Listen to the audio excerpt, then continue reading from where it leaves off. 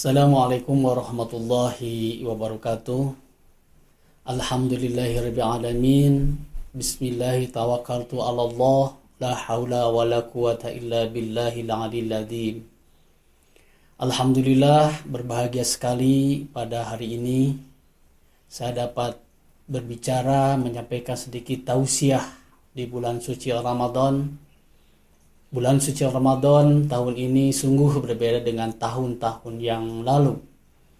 Kalau tahun yang lalu, selesai kita buka puasa bersama keluarga, kemudian kita ajak istri dan anak untuk pergi ke masjid, untuk melakukan ibadah sholat tarawih dan isya. Sesekali kita mendengar suara petasan, boleh jadi dari putra kita yang kecil atau dari putra tetangga. Suasananya lain daripada tahun ini. Kita dianjurkan untuk berada di rumah. Kita dianjurkan untuk melakukan segala aktivitas di rumah. Namun bagaimanapun kita sebagai manusia harus bisa membuat sesuatu itu lebih baik. Ada peribahasa bilang, buatlah manisan dari limau yang masam. Oleh karena itu dalam suasana apapun, dalam suasana wabah Corona Wuhan yang kemudian oleh WHO disebut COVID-19 dengan tujuan agar tidak menyandarkan kepada nama tempat atau nama bangsa, sehingga dengan itu akan lebih baik. Seperti halnya dulu ada virus burung. Ketika nama virus burung itu tidak dirubah, maka banyak orang yang salah tanggap, banyak unggas-unggas yang dibantai, banyak unggas-unggas yang dimatikan, padahal virus itu berasal dari satu jenis burung saja. Begitu juga COVID-19, supaya tidak ada stigma negatif terhadap nama tempat atau wilayah. Baik, Bapak dan Ibu, keluarga besar RW 21 yang berbahagia, yang sekarang sedang ada di rumah. Kalau kita melihat ayat yang berkaitan tentang kewajiban kita melakukan ibadah puasa dalam surat Al-Baqarah, ada 3 hal yang harus kita catat. Yang paling penting yaitu mengapa kita dianjurkan untuk melakukan ibadah puasa. Yang pertama adalah la'allakum, agar kita menjadi orang yang bertakwa.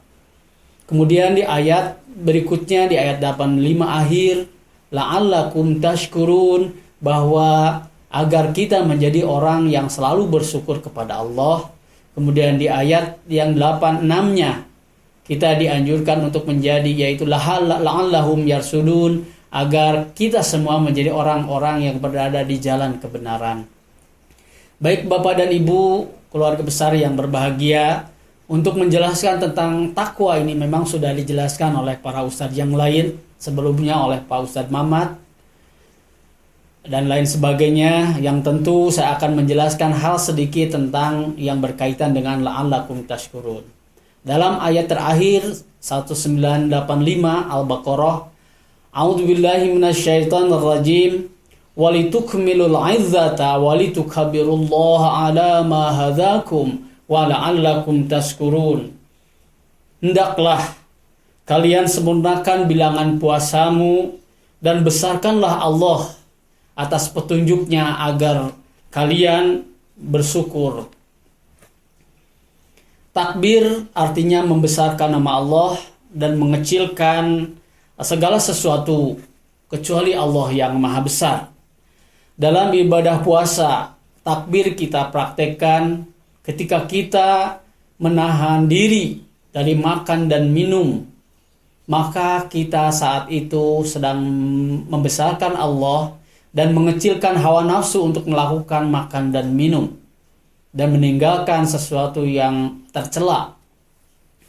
Kemudian ketika kita sedang membaca Al-Quran di rumah bersama keluarga atau di masjid, maka kita sedang membesarkan kalam-kalam Allah. Kita sedang membesarkan firman Allah dan mengecilkan bacaan-bacaan lain di luar Al-Quranul Karim. Kemudian ketika kita sedang rapat, ketika sedang berkumpul dengan teman-teman kita, kemudian kita mendengar suara azan, maka kita hentikan suara kita. Berarti kita sedang mengecilkan suara-suara kita. Kita sedang mendengarkan kalam-kalam Allah. Kemudian berbicara masalah syukur. Setelah kita membesarkan nama Allah, maka kita dianjurkan untuk bersyukur kepada Allah. Kaitan dengan syukur ini, Imam Al-Ghazali membagi 3 komponen tentang syukur.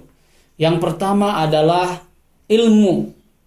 Bahwa dengan ilmu yang kita miliki, dengan pengetahuan yang kita dapatkan, kita harus menyadari bahwa dengan hanya rahmat Allah lah, hanya kasih sayang Allah lah, sehingga kita bisa hidup, kita bisa bernapas, kita bisa bergaul, bisa bertemu dengan tetangga, yaitu karena rahmat dan kasih sayang Allah. Kemudian yang kedua adalah hal, bahwa dengan nikmat Allah kita harus memiliki sikap yang baik terhadap apa-apa yang Allah berikan.